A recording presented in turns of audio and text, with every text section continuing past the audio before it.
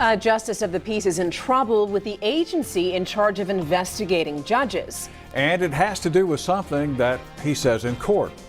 Thanks for joining us. The case we're just mentioning now comes down to whether or not the term redneck is offensive. That's right. The Commission on Judicial Conduct says that it is and recently ruled against a judge. Chris 6 News reporter Greg Chandler met the man at the center of the controversy. Greg, did the judge call someone a redneck? No, Steph. We're talking about Claiborne County Justice of the Peace Chris Lee, and he used to start every day by declaring his courtroom a redneck court. Judge Lee didn't let me shoot video of inside his courtroom, but I saw it.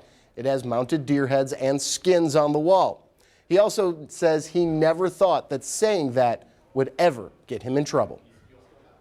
Chris Lee is just a good old country boy that don't mind getting his hands dirty, and we're going to get the job done, whatever the job may be. Chris Lee also considers himself a redneck, and the Claiborne County Justice of the Peace regularly referred to his courtroom as a redneck court, until one day in 2016 when a Hispanic man appearing in Lee's court took offense. Evidently, the word redneck offended him, which in my opinion is not an offensive term. I apologize for offending anybody with the term redneck. The man, Jesus Espinoza, complained to the Commission on Judicial Conduct. The commission sided with Espinoza, ruling Judge Lee failed to be patient, dignified, and courteous to Espinoza. The commission ordered Judge Lee to undergo 4 hours of sensitivity training, which the judge says he will comply with. He also says he'll never call his courtroom a redneck court again. It will never come out of my mouth in that courtroom again, I promise. People in Rivera use words like excellent and great to describe Judge Lee.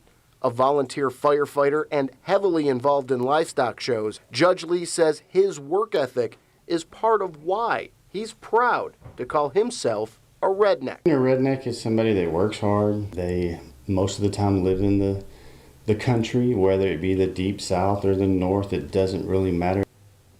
I also spoke with Darla Gandy. She was Espinoza's landlady. She sued Espinoza for breaking his lease. That's how they ended up in court. She says that Espinoza, who is a Child Protective Services officer as well as a Texas peace officer, wore his gun to court. Judge Lee asked Espinoza to remove the gun, which led to an argument.